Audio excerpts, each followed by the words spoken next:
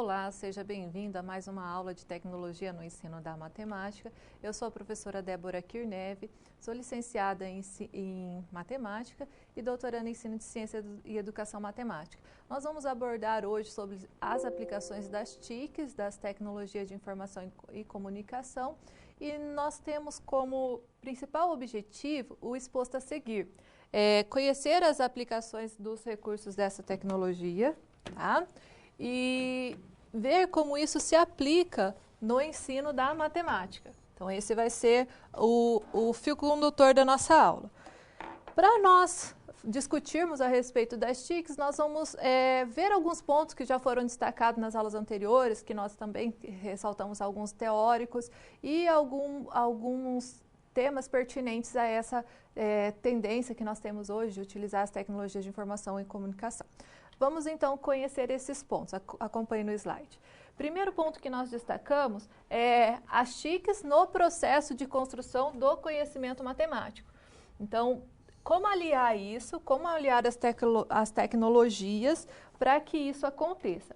Nós temos dois autores aqui que nos auxilia, que é o Paiva e o Ponte, e com base nesses autores nós elencamos alguns tópicos. O primeiro deles é o seguinte: as TICs ajudam o aluno a descobrir o conhecimento por si mesmo, ou seja, é uma forma de ensino ativo em que o professor se localiza entre a informação e os alunos, apontando caminhos e estimulando a criatividade e a autonomia. Hoje em dia, com os recursos disponíveis, nós temos recursos visuais, vídeos, softwares, nós temos muitos mecanismos que o aluno ele pode aprender a lidar com isso e utilizar no seu processo de aprendizagem. Diferentemente de antigamente, que nós não tínhamos acesso a essas tecnologias de informação e comunicação e nós tínhamos os recursos mais lúdicos e práticos para a sala de aula como ferramentas. Com a mudança que nós temos nas últimas décadas, nós também precisamos levar isso em consideração e adotar as TICs e incentivar o aluno a desenvolver esse processo criativo. Dando continuidade, esse processo de construção também nós podemos entender que promove a metacognição. O que significa isso? Pensamento próprio. Neste caso, a organização desse pensamento e o desenvolvimento tanto cognitivo quanto intelectual. Bem, nós precisamos, num processo de aprendizagem, receber vários estímulos. Então, quando nós lidamos com um objeto de aprendizagem, eu tenho que aprender um conteúdo envolvido naquilo. Quando eu lido com software, eu tenho que entender o tema matemático que está aquilo. Tudo isso vai fazendo com que eu tenha várias experiências e essas experiências contribuam para a construção de um conteúdo, de um conhecimento matemático que o professor vai estar ali mediando a aprendizagem do aluno. Então, essa questão da metacognição é desenvolvida num processo ao longo do tempo, na qual se há várias atividades, há várias interações e o uso da tecnologia deve ser aliado às outras metodologias que o professor pode implementar na sala de aula. O terceiro ponto, aumenta a motivação. O que significa isso? O aluno ele vai ter uma aula diferenciada quando utiliza as TICs. E por que é importante a questão da motivação? Quando você está motivado com alguma coisa, você tem mais predisposição para aprender. Então, você está mais aberto a pensar sobre aquilo, a ter um processo reflexivo. Então, estar motivado vai contribuir efetivamente para esse processo como um todo, esse processo de construção do conhecimento matemático. Dando continuidade, também temos o seguinte: expande a quantidade de informações disponíveis para os alunos. Informações estas que estão disponíveis de forma rápida e simples. Então, algumas décadas atrás, cerca lá da década de 80 e de 90, como que nós fazíamos pesquisa? Nós tínhamos que ir lá, pesquisar na biblioteca, nos livros físicos. às vezes essa biblioteca não era tão acessível, e essa falta de acesso à informação também dificultava, de certa forma, o processo como um todo. Hoje em dia, você está ali com o celular na mão, você faz uma pesquisa rápida e já tem acesso à informação e tem que lidar com isso. Nós temos informações disponíveis na grande parte do nosso tempo, nas mídias, seja na televisão, seja na internet, seja numa conversa, num meio de comunicação, enfim. Nós temos muita informação ao nosso redor o tempo todo e nós temos que aprender a lidar com isso. Qual é a dificuldade nesse momento? Não é mais o acesso, e sim a interpretação dessa informação, porque muitos recebem essa informação, mas não sabem julgá-la de modo adequado. Isso acontece também com o conteúdo específico da matemática. Nós temos muitas fontes de buscas, mas como nós vamos validar se aquela fonte é confiável? Se está correto ou não? Se é válida? Enfim, nós temos que aprender a utilizar o senso crítico, aprender a lidar com toda essa gama de informação que nós recebemos. Dando continuidade. Outra questão, oportuniza a interdisciplinariedade. Com meios tecnológicos, nós podemos fazer, por exemplo, projetos que envolvem mais de uma disciplina, utilizar ambientes virtuais para interagir e lidar com o conhecimento de uma forma diversificada. Então, veja, pensar nesses recursos como um meio de ligar conteúdos de matemática e física, ou associar a geografia com a matemática, ciências e matemática, dá para fazer várias interações. Depende do modo como o professor vai utilizar o recurso tecnológico, aliado com o ensino, e fazer um planejamento adequado para isso. Dando continuidade. Permite o aluno formalizar hipóteses, testá-las e analisar os resultados obtidos. Nós temos alguns lugares, alguns sites, por exemplo, que o aluno ele pode fazer um teste online, fazer um quiz, e nesse processo, nessa plataforma que ele está fazendo essa atividade, ele já checa a resposta correta, ele já verifica o gabarito comentado, e essa dinâmica que ele pode fazer, por exemplo, vai fazer com que ele se desenvolva esse processo de própria construção do conhecimento. Então, pensar nas TICs como um recurso aliado à sala de aula, de modo como planejado, de modo que construa o processo de aprendizagem do aluno, vai ser nosso papel principal nesse processo de formação do indivíduo. E agora nós vamos dar continuidade vendo os próximos tópicos. Permite o trabalho simultâneo entre pessoas fisicamente distantes, como, por exemplo, nós agora nesse momento. Nós estamos tendo uma aula na qual nós temos essa interação por meio da tecnologia. Além disso, possibilita o tratamento de situações envolvendo medidas rigorosas de grandezas. Então, como nós vimos na aula anterior, nós temos recursos que permitem nós analisarmos modelos matemáticos. Então, tem programas específicos que permitem isso. Nós temos calculadoras online das mais diversas formas, como nós já vimos anteriormente, que permite isso. Hoje em dia, nós não nos prendemos só num cálculo manual que você faz todos os procedimentos. É imprescindível compreender o processo, mas nós temos como fazer as validações e as tecnologias nos auxiliam nesse processo de validação. Dando continuidade. Outro ponto, cria micromundos de aprendizagens. Nesses micromundos, o aluno vai ser autor da sua própria construção do conhecimento, e neste intuito ele é capaz de simular de maneira conveniente as experiências que na realidade são rápidas ou lentas demais, ou até mesmo usam materiais muito perigosos e em condições impossíveis de conseguir. Então, ele pode fazer ali, por exemplo, simulações de alguma situação real que ele pode aprender com aquilo também. E por meio das TICs, desde que mediadas corretamente, a aprendizagem, ocorre de maneira significativa. Por quê? Ele vai ter um objeto ali que ajuda ele a construir o conceito. Só que essa tecnologia tem que ser utilizada de modo adequado. Então, ele consegue aprender a aprender, então ele tem autonomia, ele consegue interagir com os outros sujeitos, dependendo do modo como ela for inserida, e tudo isso auxilia na construção do conhecimento matemático.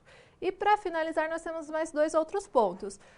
A questão de que ajuda o professor a detectar dificuldades dos alunos, assim como permite que eles próprios percebam seus erros e aprendam a partir deles. Então, e também permite ao aluno aprender por meio de jogos pedagógicos. Então, esses são os pontos que os autores, o Paiva e o Ponte, destacaram nos seus referenciais teóricos, como a tecnologia pode auxiliar no processo de construção do conhecimento matemático. Agora que nós já vimos isso e ressaltamos algumas das discussões que nós já fizemos, eu vou propor a seguinte atividade e a seguir nós vamos voltar para discutir.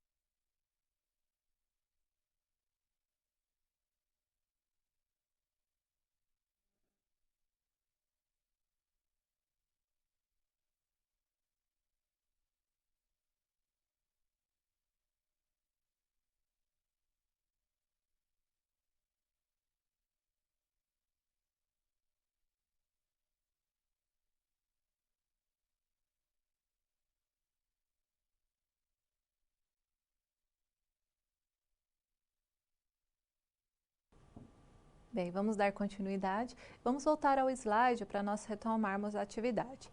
A questão levantada foi a seguinte: quais outras contribuições podemos ter com os usos das tecnologias da informação e comunicação no ensino e aprendizagem da matemática?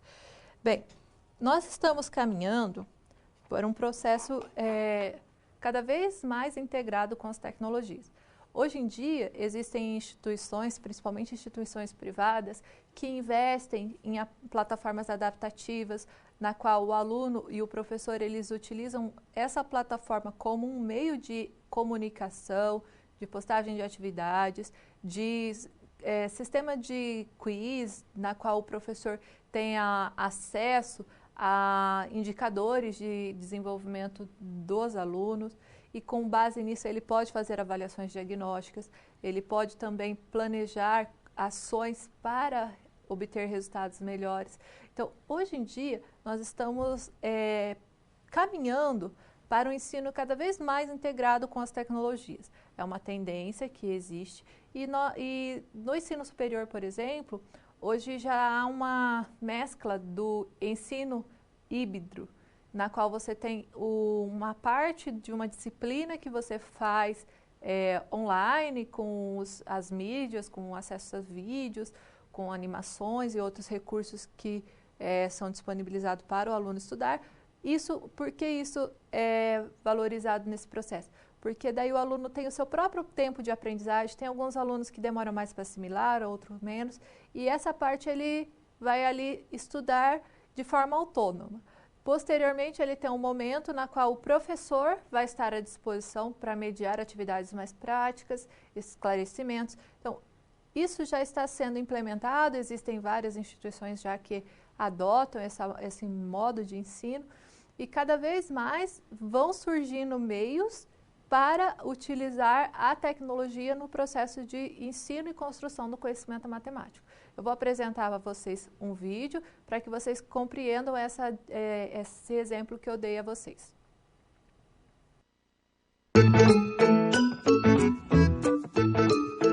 Ensino híbrido. Personalização e tecnologia na educação. Hoje, com a internet, as informações estão disponíveis para qualquer pessoa em qualquer lugar. Novas formas de aprender e ensinar levam o educador a refletir sobre as possibilidades de integração das novas tecnologias digitais ao ensino. Mas só as tecnologias não são suficientes para que cumpram o objetivo de ampliar a conexão com os alunos e potencializar o seu aprendizado. A tecnologia veio como facilitador e potencializador do ensino, abrindo as portas para novas possibilidades de aprendizagem. O ensino de um para muitos, em que o professor explica o mesmo conteúdo para todos, não considera que os alunos aprendem de maneiras diferentes. O ensino híbrido é uma proposta de integração das tecnologias digitais ao ensino, onde o estudante aprende na escola também com o ensino online, possibilitando algum elemento de controle sobre o tempo e o ritmo do aprendizado.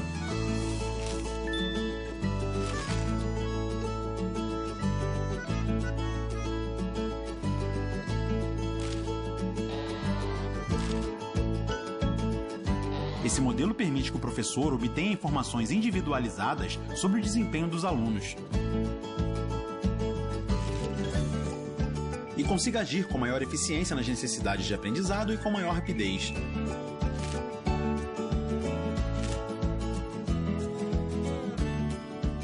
Nesse modelo de ensino, é possível o uso de recursos que auxiliam o professor a elaborar diferentes estratégias, de acordo com as necessidades de seus alunos, favorecendo a personalização do ensino. Sabemos que essa tarefa não é nada fácil.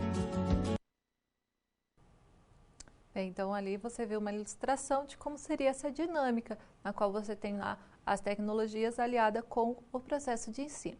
Agora que nós já vimos alguns aspectos teóricos, nós vamos dar continuidade e nós vamos começar a lidar com os softwares educativos. E para abordar também um aspecto mais prático para a nossa disciplina. Com relação a isso, eu também trago uma citação, acompanhe no slide.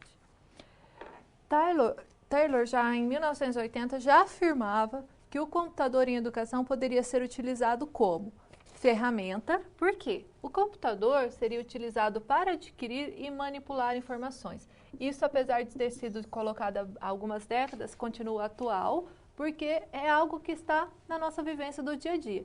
O computador também poderia ser adotado como tutor. Como seria esse processo? O computador desempenharia o papel de professor, mas como assim? Com uma sequência de conteúdos bem elaborada, na qual ele iria dando as orientações, etapa a etapa, para que o estudante adquirisse um novo conhecimento. E também poderia ter a função de tutelado. Os estudantes ensinariam o computador. Como que isso pode acontecer? Por meio da linguagem de programação, por meio de desenvolvimento de programas específicos, na qual atendem algumas necessidades pontuais. Bem, e nós vamos agora, com base nisso, destacar algumas funções que o computador pode exercer e como desenvolver essas funções destacadas. Vamos analisar a tabela. Primeiro, qual a função que ele pode desenvolver? Promover a motivação. Um exemplo para se promover a motivação é utilizar jogos, usar laboratórios para você fazer uma dinâmica com alguns jogos que tenham um fundo educativo. Outro ponto, despertar estímulos novos.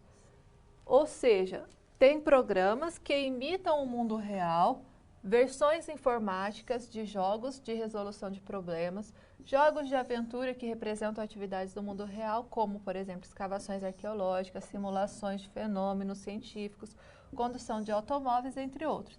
E todos esses jogos que foram destacados, pode ter ali algum conteúdo matemático envolvido. Ativar a resposta dos estudantes. Existem programas que colocam problemas novos e ele tem que, de um modo interativo, resolver esses problemas. Outra questão levantada aqui, que é uma função, é proporcionar a informação. Então, existem exercícios, como eu já comentei hoje, existem hoje sites que tem lá um banco de questões, e essas questões o aluno pode fazer simulados, ele pode lidar ali depois com a análise dessas questões, verificar seus erros, ver gabaritos comentados e, por meio desse recurso tecnológico, aprender nesse processo.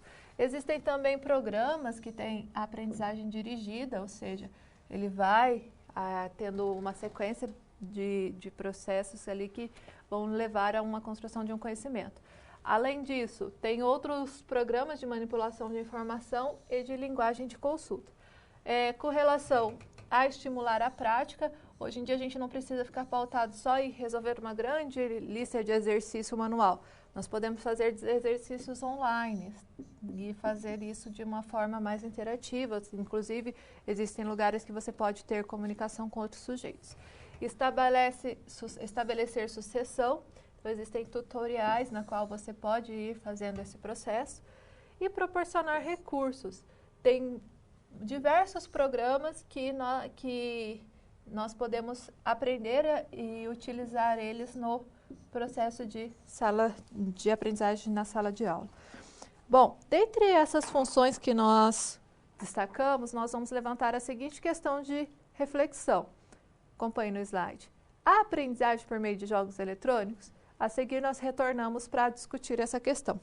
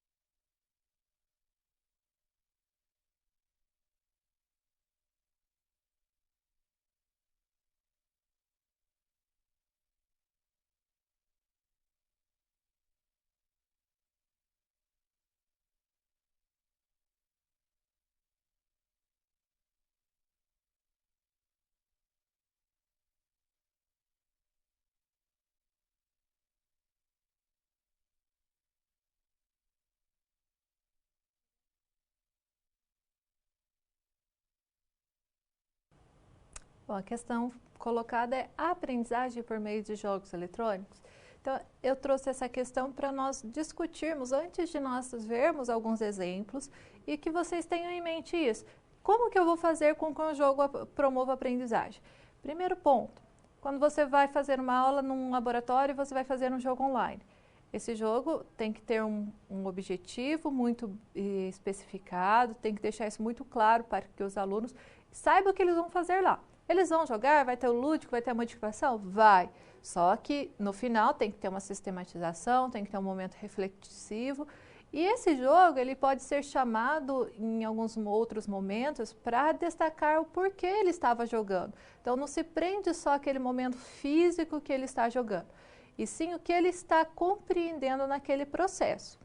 Nós destacamos uma imagem para esclarecer mais a respeito disso. Colocamos no slide, acompanhe. O que nós podemos entender desse processo? Ele é uma fonte de recreação, então ele vai lá fazer uma ação, que ele vai lidar com algum processo, algum tema específico, e essa atividade que ele promove ali, ele vai ter que fazer uma obtenção da aprendizagem. Aonde que isso ocorre? Por meio de um processo de mediação. Por quê? O aluno poderia jogar na sua casa, por exemplo. O que tem de diferente, então, fazer isso numa aula de matemática? As questões que o professor levanta, a finalidade que ele se propõe, como ele estimula depois as reflexões a respeito daquilo. Então, o jogo tem como aprender, mas precisa ser trabalhado, e a postura que o professor adota nesse processo também faz toda a diferença. Agora nós vamos dar continuidade e falar especificamente dessa questão dos jogos. O Silveira, ele coloca o seguinte: os jogos podem ser empregados em uma variedade de propósitos dentro do contexto de aprendizado. Um dos usos básicos e muito importante é a possibilidade de construir a autoconfiança. Outro incremento é a motivação. Dando continuidade, o autor coloca o seguinte: um método eficaz que possibilita uma prática significativa, ou seja, com a aquisição de conceitos, daquilo que está sendo aprendido. Até mesmo o mais simplório dos jogos pode ser empregado para proporcionar informações factuais e praticar habilidades, conferindo destreza e competência. Então, essa é a consideração que o autor coloca, e nós temos, então, alguns elementos que os jogos podem levar o aluno a adquirir. Então, no slide a seguir, nós pontuamos esses elementos. O que eles aprendem? Por exemplo, eles podem aprender a negociar, a persuadir, defendendo a sua ideia, a cooperar, a respeitar a inteligência dos adversários, a projetar consequências de longo prazo. Então, essas são algumas das habilidades que os jogos podem promover. Uma observação a respeito dos jogos é que a competição, ela pode desviar a atenção do aluno em relação ao conteúdo envolvido no jogo. E, consequentemente, o objetivo passa a ser unicamente vencer o jogo, e o lado pedagógico fica em segundo plano. Então, enquanto professor, nós temos que nos atentar a esta questão. Agora eu vou trazer para vocês uma série de jogos e de outros aplicativos, e nós vamos discutir a respeito dos seus usos.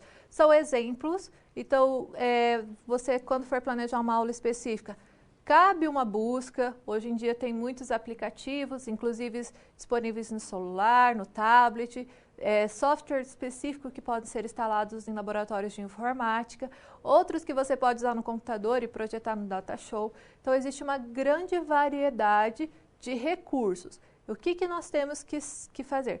Nós temos que fazer um processo de investigação, ver o conteúdo que vai ser trabalhado e buscar qual pode ser o software ou o jogo que pode me auxiliar.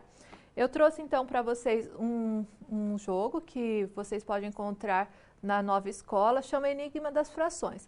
Esse jogo eu já trabalhei com o 6º ano, eu já fui professora também da educação básica, e os alunos, primeiramente eu mostrei o jogo na sala de aula, fiz projetando no DataShow, fiz a etapa do jogo para que eles entendessem como eles iam promover isso no laboratório de informática.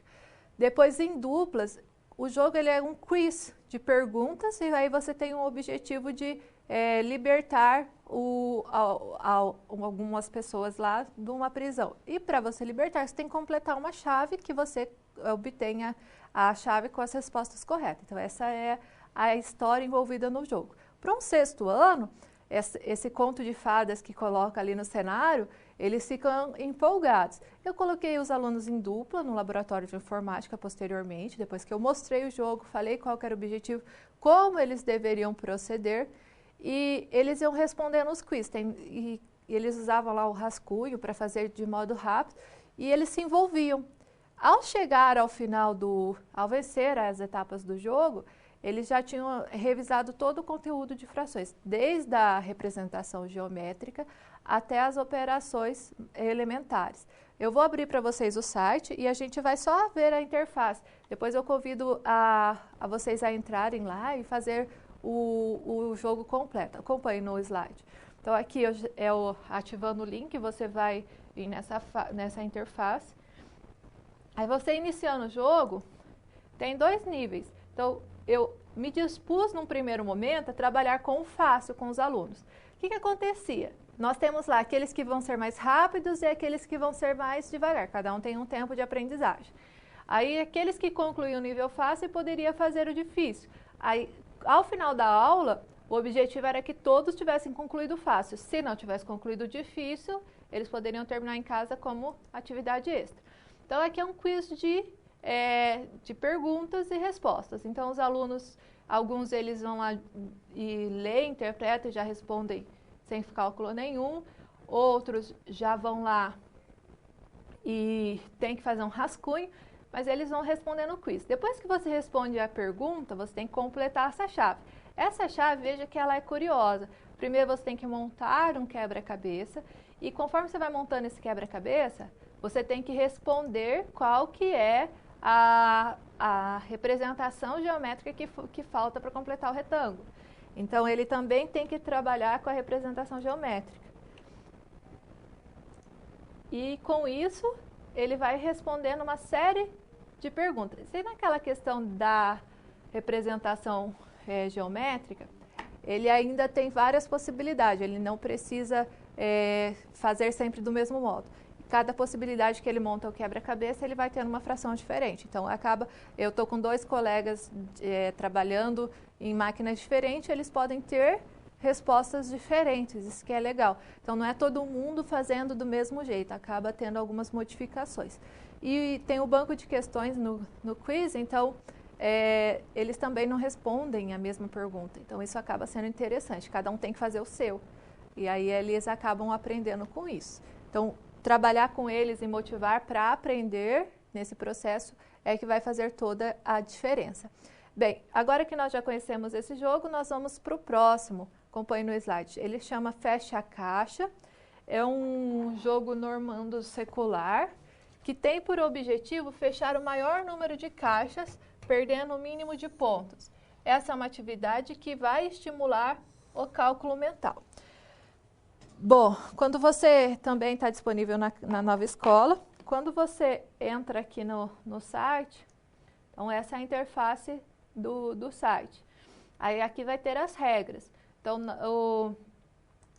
o que você tem que colocar? Os participantes, cada um dos participantes vai começar com 45 vidas, vai se lançar os jogos e o objetivo vai ser jogar e fechar uma ou 2 casas, fazendo o maior número de pontos que nós conseguirmos.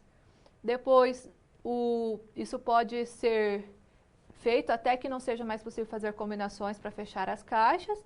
E depois que você se você não tiver mais como fechar caixas, você vai subtrair o ponto das suas vidas das caixas que estão abertas e passar para o próximo.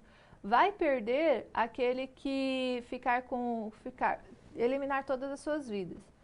Então, nós temos aqui, vou entrar para nós vermos a interface.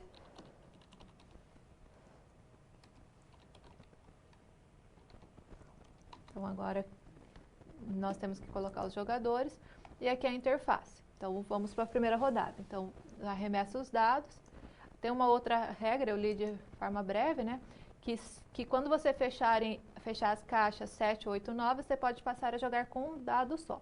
Bem, aqui eu tenho 4 e 1. Ou eu posso fechar o 4 e 1, ou eu posso fechar a 5. Posso escolher. 2 e 1. Ou eu posso fechar o 2 e 1, ou eu posso fechar a soma, que é 3. Então, tem a opção de escolha. 5 e 3. O 5 já está fechado. Então, eu só tenho a possibilidade de fechar a soma, que é o 8. 5 e 4. 5 está fechado, então a minha única possibilidade é fechar o 9.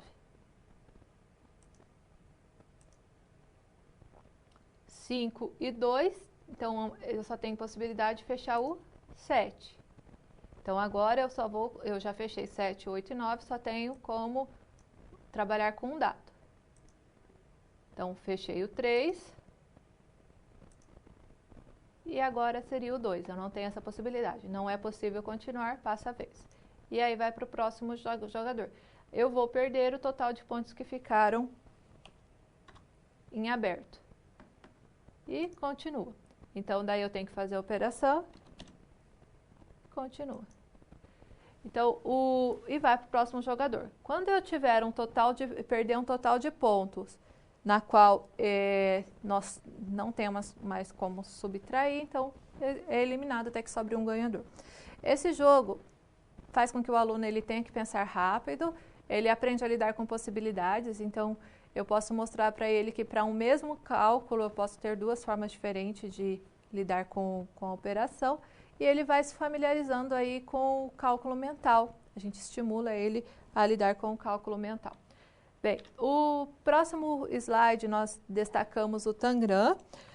O Tangram, nós já vimos na primeira aula que nós podemos fazer ele com materiais manipuláveis, com recicláveis, com EVA, mas também tem disponível online e você pode trabalhar, montar as peças a partir você tem a sombra das figuras, né?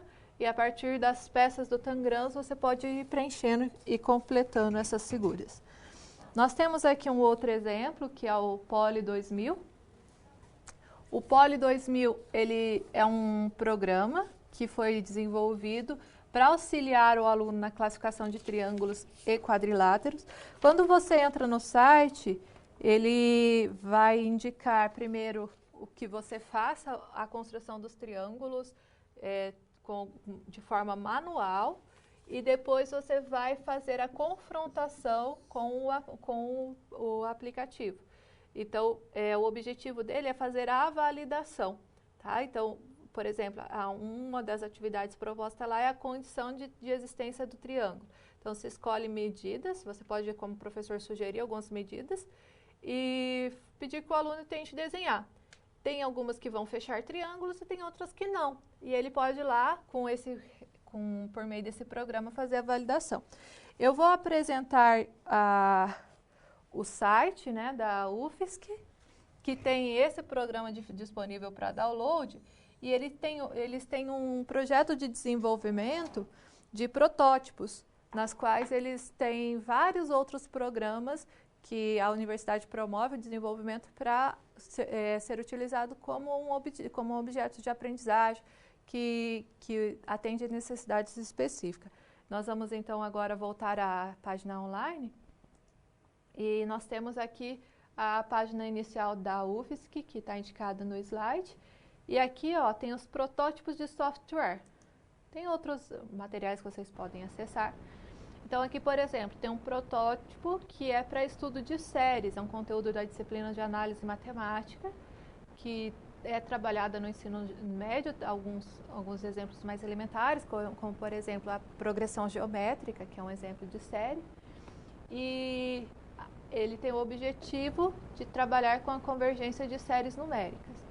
Nós temos aqui o IDER 98, que é um tutorial que tem a finalidade de introduzir a definição de derivado.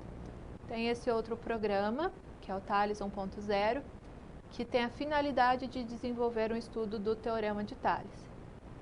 E tem aqui o Mr. Math 2000, que ele é um programa para diagnosticar algumas dificuldades no ensino da matemática. E o Poly 2000, que é este que nós indicamos, tem o CalcMax, que trabalha com o estudo de máximos e mínimos de funções, o GeoVetor, que é um tutorial que você consegue trabalhar com algumas questões da geometria e álgebra linear. Nós indicamos esse, que é o Poly 2000, então quando você entra aqui no site, tem uma proposta de exercícios, na qual você faz primeiro com lápis e papel, e você vai tentar fazer a construção geométrica. Depois você vai fazer a confrontação com o aplicativo. E aqui tem a parte disponível para o download. Nós não vamos fazer o download aqui, eu só vou mostrar os prints de tela para vocês. Então, voltando ao slide, nós temos o print de tela. Essa aqui seria a página inicial, na qual você vai lá inserir as medidas. Depois ele vai pedir para classificar o triângulo.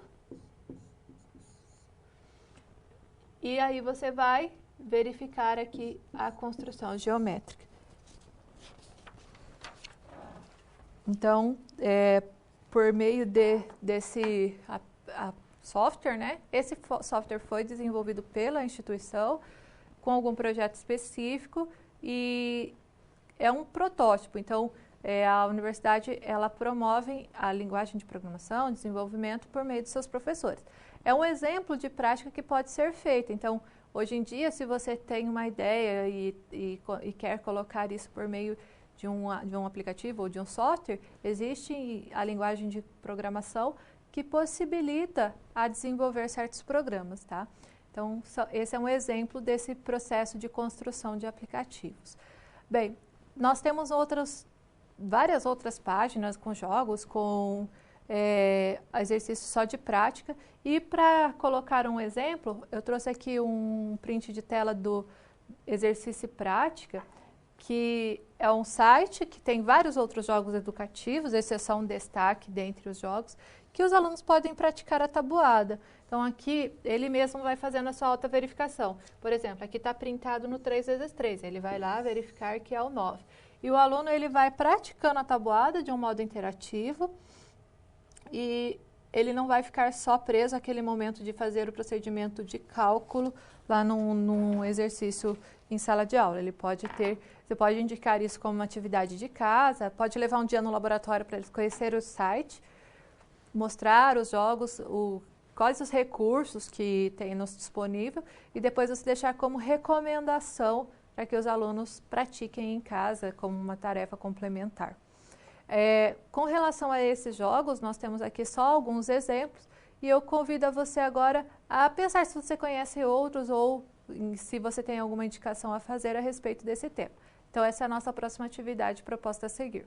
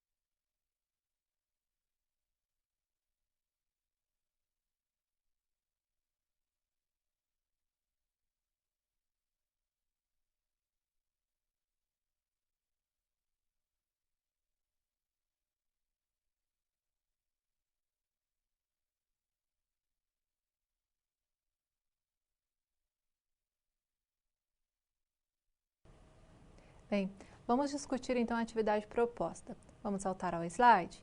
Que outros softwares podem ser utilizados na educação matemática? Nós temos vários softwares desenvolvidos especificamente para o ensino da matemática, como, por exemplo, GeoGebra, Cabri Geometry, Maxima. Diversos desses nós vamos continuar discutindo na nossa disciplina. Hoje nós estamos vendo mais jogos, sites, nós vamos ver o Excel e nós dividimos a nossa aula em duas etapas. Então, essa é a primeira parte e depois na segunda parte.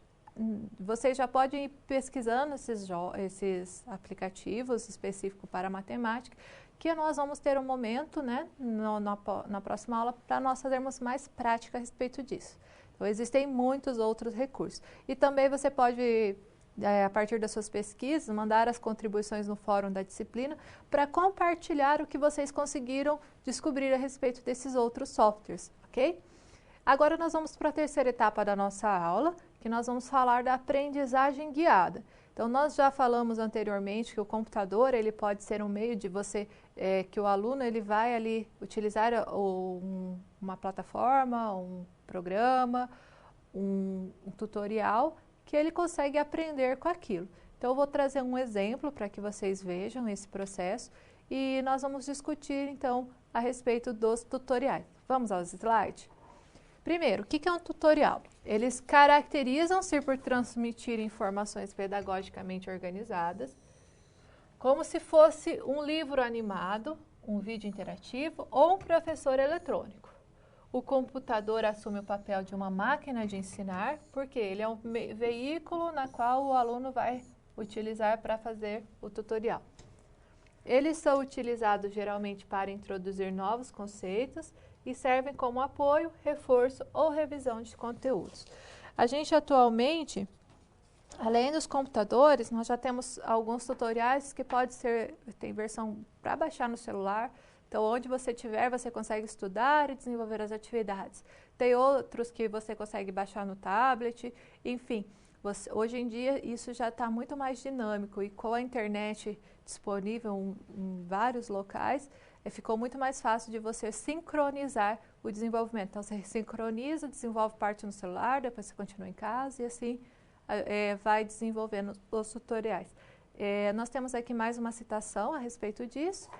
Esse programa só permite o agente de aprendizagem verificar o produto final e não os processos utilizados para alcançá-lo. A sua limitação se encontra justamente em não possibilitar a verificação se a informação processada passou a ser conhecimento agregado nas representações mentais. Então, qual que é o ponto que o autor destaca? Que quando você está fazendo um tutorial, você vai ter uma finalidade, um objetivo final. Como não tem um professor ali avaliando o processo, mediando como que foi o desenvolvimento desse tutorial, a gente não consegue avaliar como que se deu a construção do conhecimento matemático. Esses objetos mentais é a assimilação que você possui a respeito daquele conteúdo, é a sua compreensão a respeito do processo. Então, o computador, ele é um meio, uma ferramenta, e ele pode ser aliado numa atividade mais ampla, na qual daí tem um professor que vai ter a avaliação e vai validar todo esse processo desenvolvido no tutorial, ok? Então, vamos agora ver um exemplo, tá? É da UFSC, daqueles protótipos que nós destacamos anteriormente. E esse tutorial, ele vai fazer a introdução do estudo de derivadas. Derivada é um conteúdo do cálculo diferencial integral, uma disciplina que vocês ainda vão cursar. E que aqui você tem a opção de, quando você acessa, conhecer um pouco da história e do desenvolvimento. Aí depende do direcionamento que você vai dar. Aí você entra, se você entrou na parte de conhecer um pouco da história, você tinha a opção de escolher entre o Leibniz e o Newton. A escolha aqui nesse caso foi o Newton. Aí aqui ele abre uma página a respeito das contribuições do Newton. Depois você tem aqui uma questão para ver qual é o direcionamento que você vai dar a seguir, se você vai dar procedimento a essa etapa ou se você vai mudar de assunto. Então, acaba sendo uma plataforma que tem a característica de ser adaptativo. Então, ela possibilita que enquanto você está interagindo ali com o ambiente, você tenha algumas possibilidades de autonomia no estudo. Bem, outro exemplo que nós temos é os tutoriais. Então, aliás, as simulações e a modelagem, que faz parte de alguns outros recursos. Então, você tem lá, são programas específicos, né, que eles têm um objetivo de promover a simulação.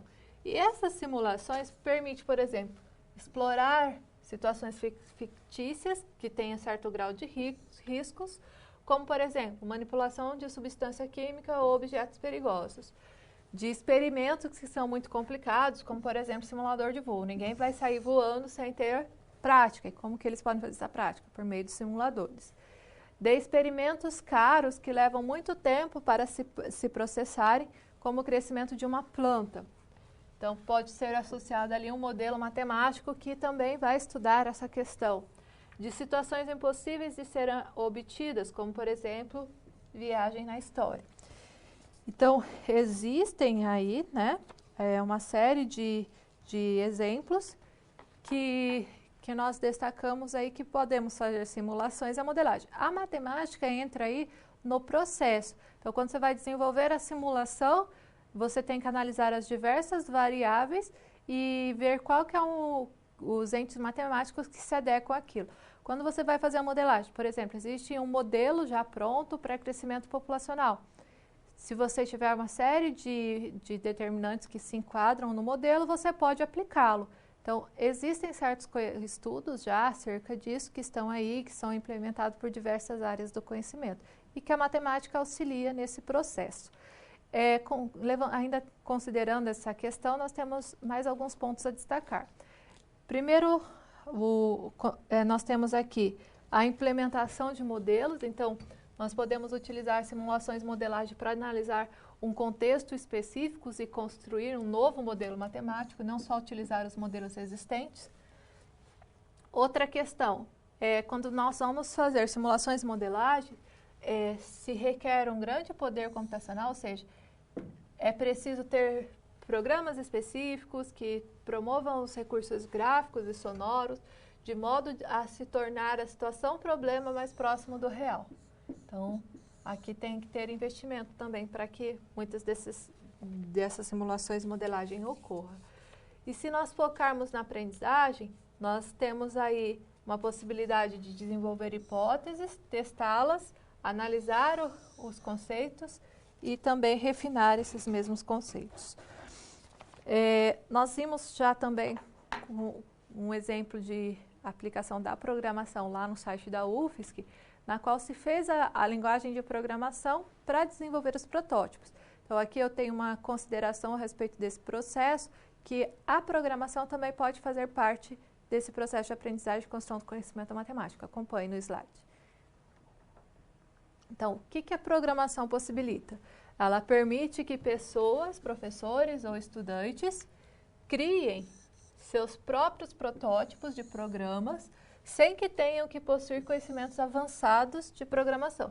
Então, você levanta lá as hipóteses e mesmo com linguagens mais simples, dá para se desenvolver alguns programas específicos.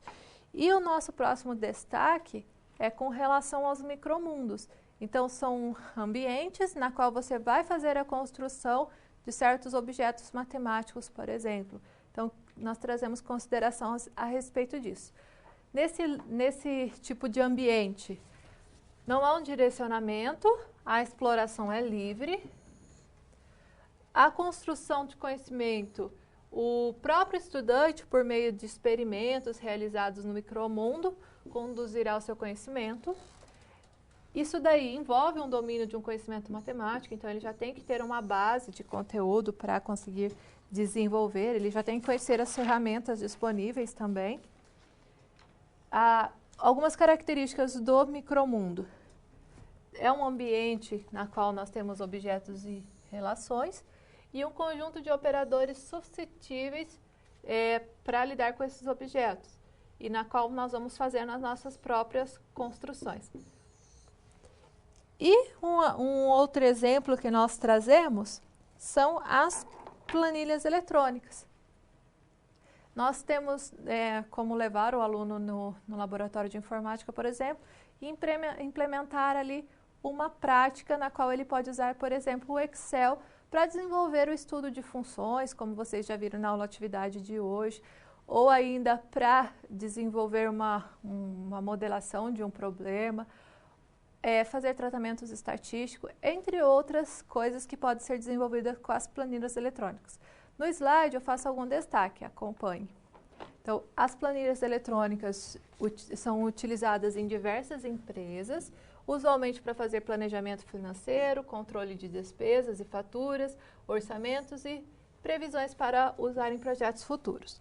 Nós podemos trazer essas questões para que os alunos eles aprendam a construir, a fazer os cálculos envolvidos nas planilhas, fazer o tratamento de informação, dá para trabalhar com débito e crédito, dá também para fazer as representações gráficas. Então, ensinar os alunos a utilizar os recursos do Excel pode ser um aliado com relação à aprendizagem da matemática. E para a gente discutir, então, a respeito das suas experiências com no caso, as planilhas ou com outros aplicativos que você julgue relevante, nós temos a seguinte atividade, acompanhe. Você já trabalhou com alguns dos softwares apresentados? Como foi a experiência? Então, você pode relatar, ou se você não trabalhou com esses e tiver uma outra que queira relatar, mande a sua contribuição.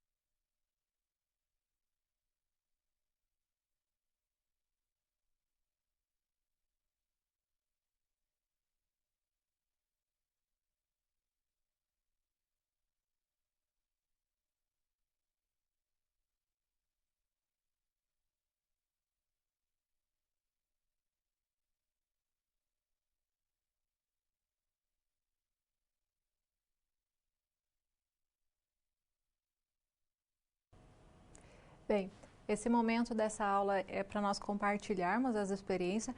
Eu trouxe uma experiência que eu desenvolvi também em sala de aula. Eu preparei uma oficina.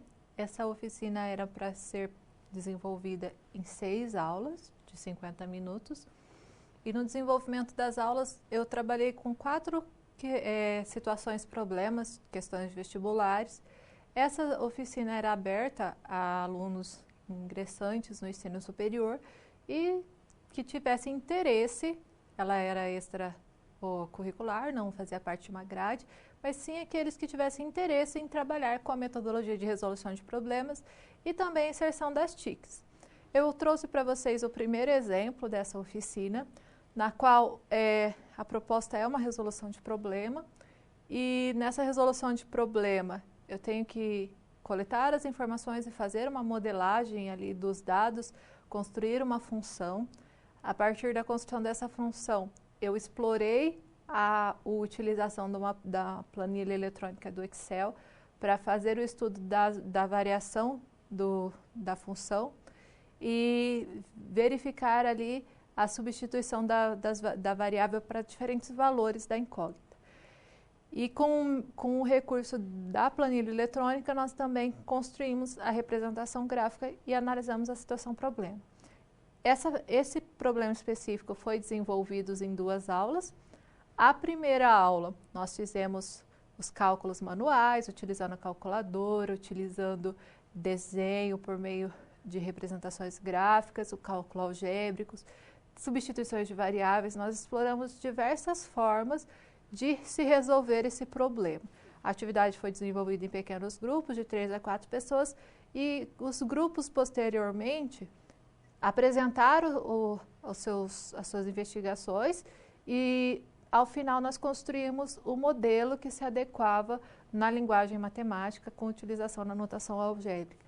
Mas essa construção foi de forma cooperativa, na qual cada um ia colocando as questões que tinham analisado e a gente chegou a modelagem adequada. Eu vou ler o problema para vocês que eu estou relatando na Câmara de Documentos e mostrar o resultado final na segunda etapa, na qual nós fizemos na planilha eletrônica. Acompanhe na Câmara de Documentos.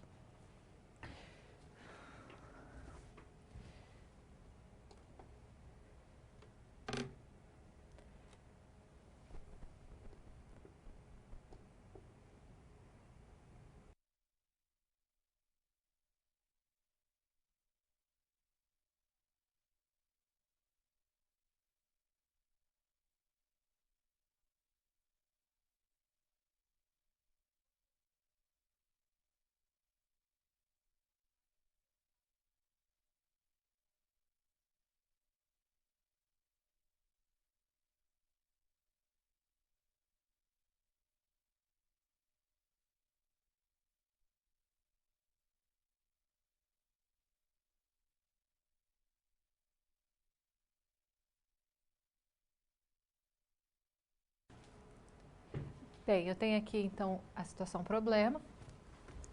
Eu vou ler para vocês. Então, um terreno retangular em que a medida em metros do lado maior é o triplo da medida do lado menor, será utilizado na construção de um centro esportivo. Então, aqui nós temos as medidas, né? Lado maior é o triplo da medida do lado menor, que é relevante. Inicialmente, o terreno será cercado por um muro e será construído o piso de uma quadra de esportes que ocupa 2/9 do terreno. Deixa eu aumentar o zoom para a gente visualizar melhor. Então, eu tenho aqui mais 2 informações, na qual eu teria que interpretar que se vai ser cercado por um muro, nós temos que pensar no perímetro, e que se vai trabalhar com o piso, então tem que se pensar na área. E tem aqui a questão da fração também. Após essas informações, nós temos o seguinte: 2 empresas, A e B, apresentam os orçamentos para a execução dessas obras conforme o esquema abaixo. Então, na empresa A, cobra-se R$ 18,00 por metro quadrado de piso e R$ 50,00 por metro linear de muro e R$ 500,00 de taxa de administração. A empresa B, R$ 24,00 por metro quadrado de piso, R$ 40 por metro linear de muro e não cobra taxa de administração. Depois que nós tínhamos aqui o texto base, nós tínhamos que avaliar todas as sentenças que foram indicadas. Mas para avaliar essas sentenças, nós tínhamos que saber qual que é a área a ser construída, nós teríamos que saber qual é a função que está sendo associada a cada uma dessas empresas e nós tínhamos que interpretar qual que é o valor desses orçamentos para cada metragem utilizada, qual é o... só com essas primeiras colocações a gente entendeu, na discussão da interpretação dos dados do problema, que seria necessário fazer uma modelagem ali por meio dos dados informados.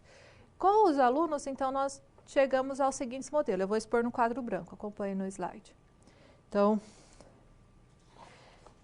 nós chegamos ao seguinte, que o perímetro, como o nosso terreno aqui, o comprimento era o triplo da altura, nós adotamos o x como variável, e esse perímetro, somando todas as partes, seria 8x.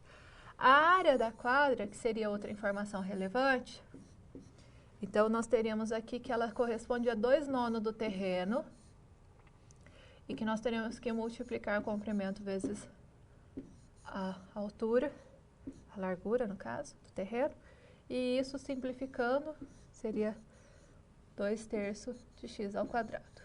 Então, os alunos inicialmente fizeram por substituição, eles assumiam os valores específicos e iam montando tabelas. Poucos deles chegaram de primeira já na representação algébrica, isso foi construído. A outra função que nós tínhamos que construir era a função em relação ao valor que a empresa A iria cobrar pelo serviço. Então, ela cobrava R$18 por metro quadrado, então eu teria que multiplicar 18 pela função da área, mais R$50 por metro linear, então eu tinha que multiplicar 50 por 8x, mais R$500 de taxa administrativa. Simplificando isso daqui, nós obtemos a função 12x ao quadrado mais 400x mais 500. A empresa B, ela cobrava R$24 por metro quadrado, então 24 que multiplica 2x ao quadrado sobre 3, mais R$40 para cada metro linear, então R$40 vezes 8x, que simplificando, resulta em 16x ao quadrado mais 320x. Bem, então, ao final da primeira aula, nós chegamos a essas construções. Nós tínhamos as funções.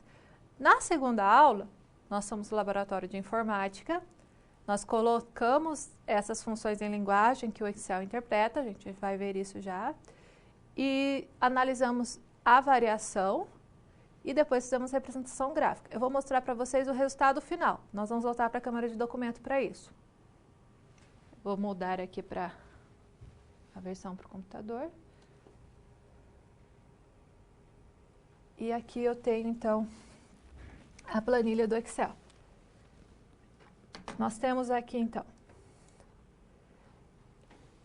a variável que nós adotamos, que é a variável x, e os possíveis valores de x. Então, os alunos entendem que o x é uma variável que ele pode assumir diferentes valores.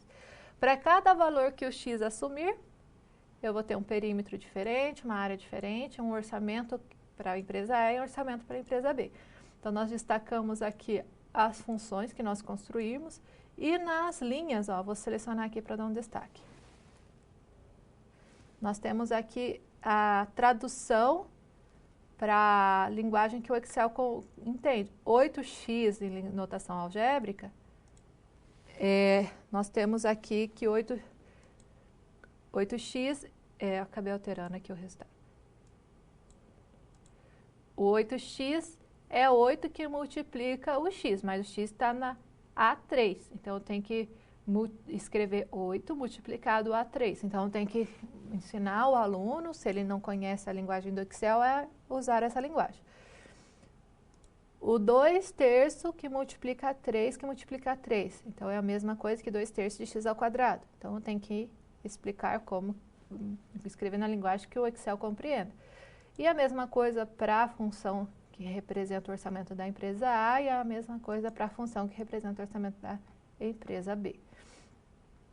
Depois que nós estudamos aqui a variação da função para cada valor de x, então nós plotamos um gráfico na qual se estava associando o orçamento da empresa A com o orçamento da empresa B. E analisamos aqui o custo para esse orçamento num período delimitado.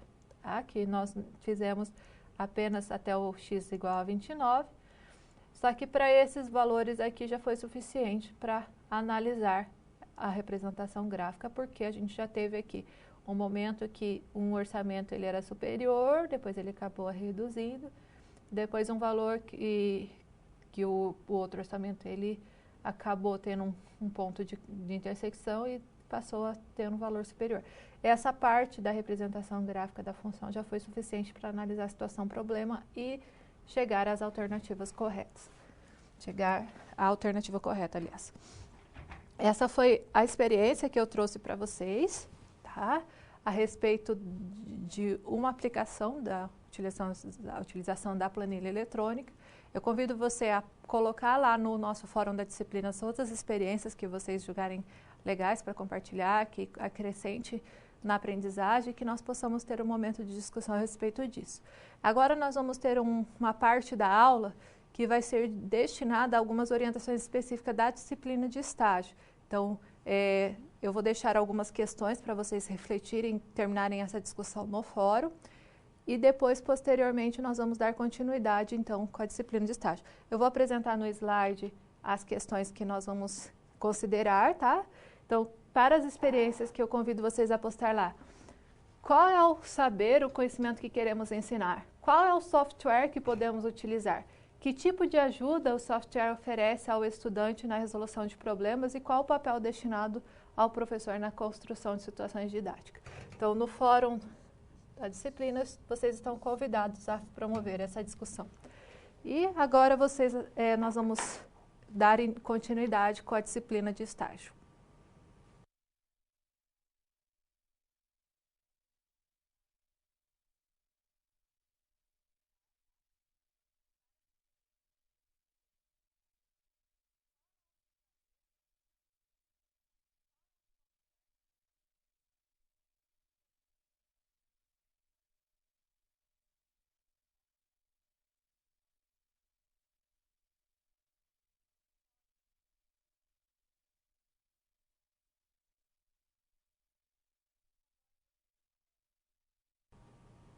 Bem, pessoal, as orientações a respeito da disciplina de estágio são devidos a um grande número de ocorrências que nós tivemos, de atendimento de alunos com dúvidas e com análises de estágios que já ocorreram que levaram à reprovação.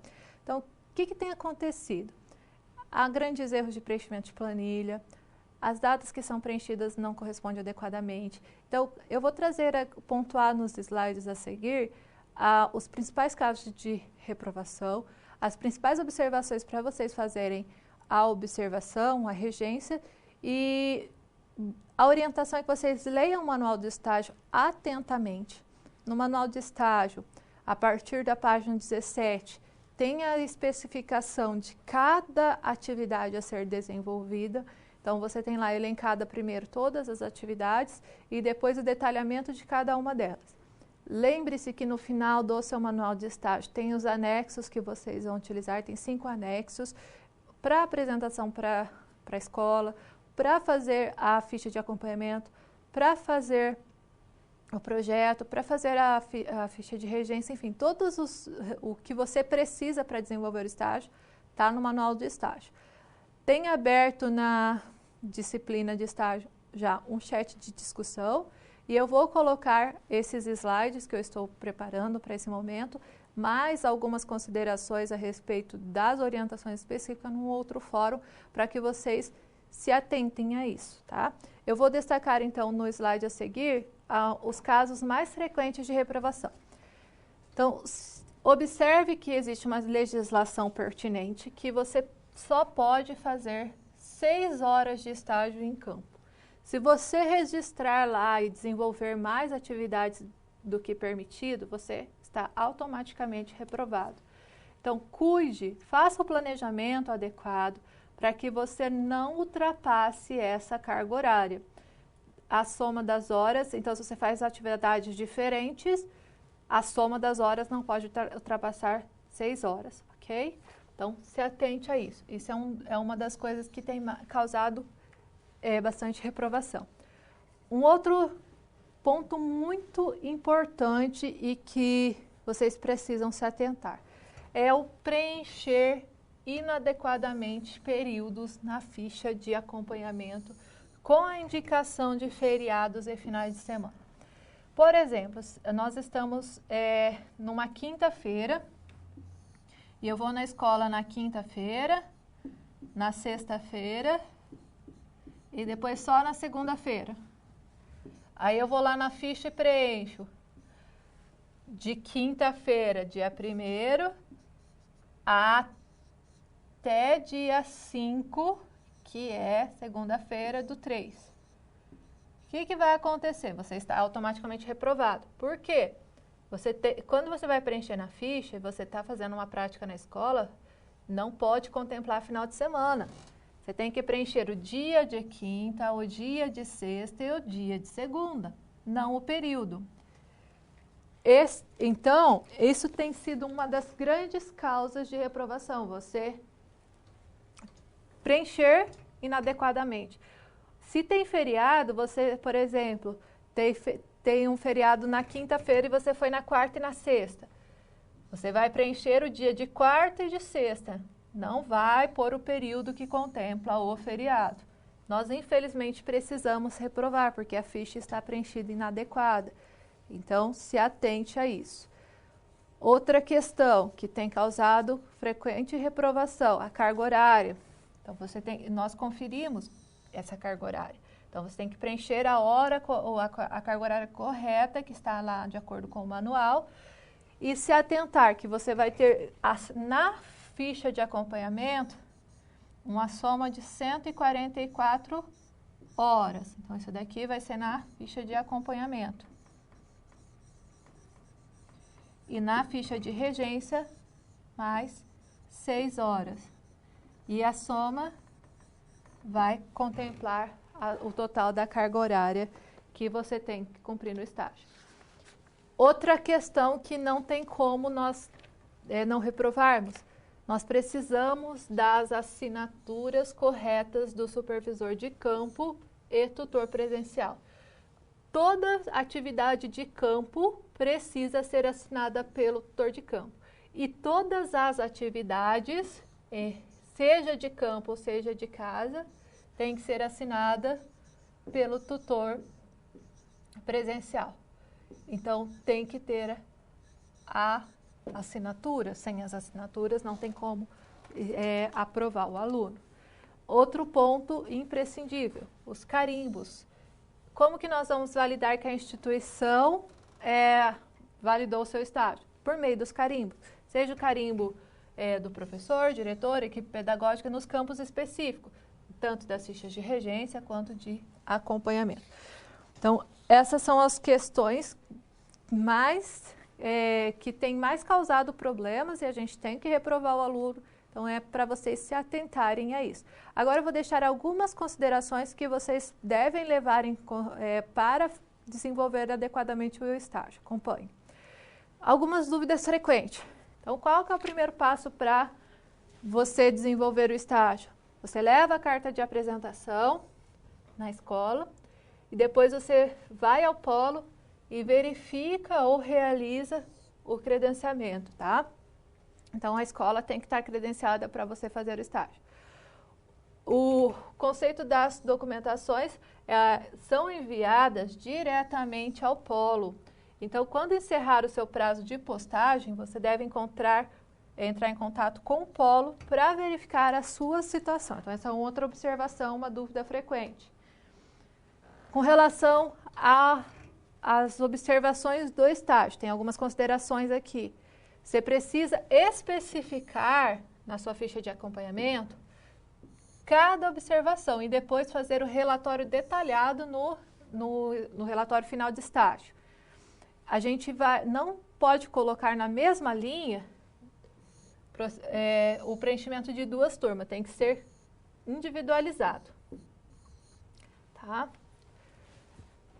Não é permitido observar e realizar a regência mais que 2 horas aulas no mesmo dia e na mesma turma. Então, essa aqui é uma outra consideração. Nos diários de observações, observe o máximo possível das aulas e descreva isso detalhado com base nas questões do manual do estágio. Então, você tem que detalhar, ver a questão metodológica, ver os recursos utilizados. Então, você vai fazer um relato completo do que você viu na observação. Com relação à regência, o plano de aula para a regência, ele precisa ser detalhado. Ele tem que contemplar o período de 6 aulas. Então, aqui tem mais essa consideração para vocês. Vocês precisam ter um plano de aula adequado. E esse plano de aula tem que ser aprovado pelo supervisor de campo. Você não vai fazer de qualquer conteúdo e de qualquer coisa. Você tem que ver o planejamento do supervisor de campo, ter a aprovação dele para fazer a regência. Então, faça o plano de aula de acordo com o que o supervisor de campo está trabalhando. E esse plano vai ser para uma das turmas observadas. Então, você tem que escolher 3 turmas, do 6º ao 9º ano, para observar. E você vai escolher uma dessas turmas para fazer a regência. Tá? Outra questão ao descrever a regência, não pode ser em forma de questionário. As questões propostas no manual é apenas para auxiliar ao escrever esse relato, tá? E outras questões pertinentes ao relatório de estágio, ao desenvolvimento da regência e entre outras coisas, vocês entrem no fórum de discussão, porque eu particularmente tenho acompanhado os fóruns semanalmente e nós contamos com nossos tutores para auxiliar. Mandem as mensagens, não fiquem com dúvidas. Eu agradeço a todos a participação e nos vemos no próximo encontro.